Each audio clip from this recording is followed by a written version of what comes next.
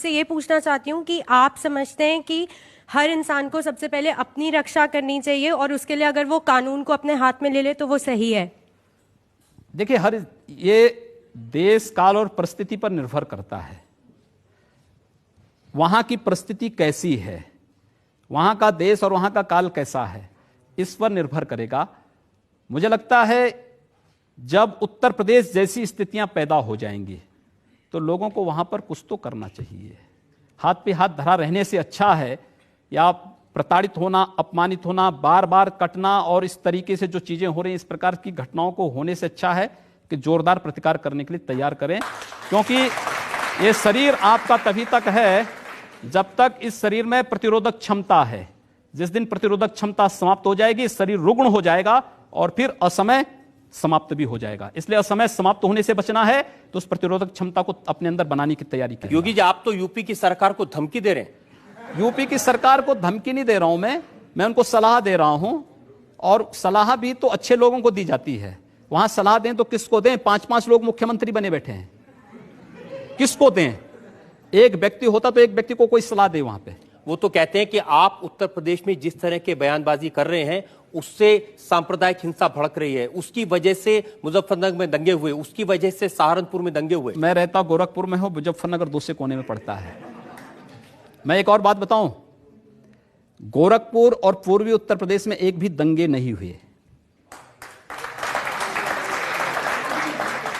एक भी दंगा नहीं हुआ।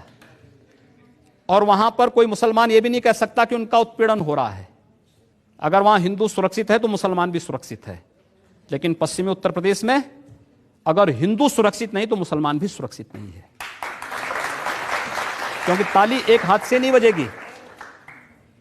बहुसंख्यक समाज सुरक्षित हो जाएगा तो अल्पसंख्यक अपने आप सुरक्षित है। लेकिन योगी जी, भगवान महावीर के देश में, भगवान बुद्ध के देश में हिंसा की बात करना, हाथ उठाने की बात करना, खून की बात हम करना, कब कर रहे हैं?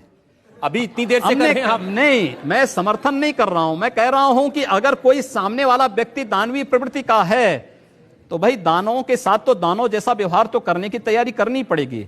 मानव के रूप में आ रहा है, उसको गले से भी लगाइए। हमने जाति, मत, मजहब के आधार पर भेदभाव का मैं बिल्कुल विरोधी हूं।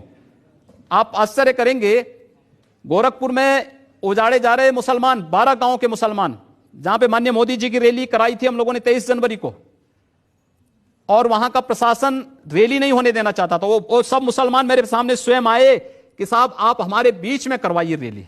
मैंने कहा क्यों? तो इसलिए क्योंकि उनको उजड़ने से मैंने बचाया था। आखिर यही तो मुलायम सिंह यादव के नेतृत्व की पार्टी की सरकार है यूपी में। ये लोग तो उनको उजाड़ रहे थे। अब आप ठीक बात कर रहे हैं, बहुत देर बाद नहीं, बहुत देर के बाद नहीं, जो सच होगा मैं वो बोलूंगा।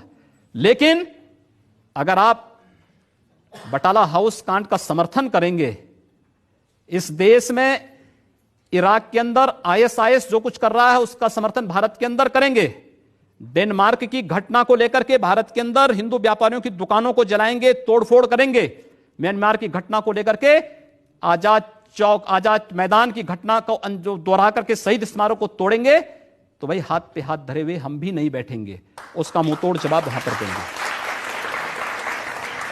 मेरी तो राय यह है कि मुंहतोड़ जवाब देने के बजाय सबको प्यार से समझाने की कोशिश करनी चाहिए। ये हमारी संस्कृति है। हमने कहा ना, प्यार से तो हम कार्य कर ही रहे हैं और कार्य करना सिखा भी रहे हैं।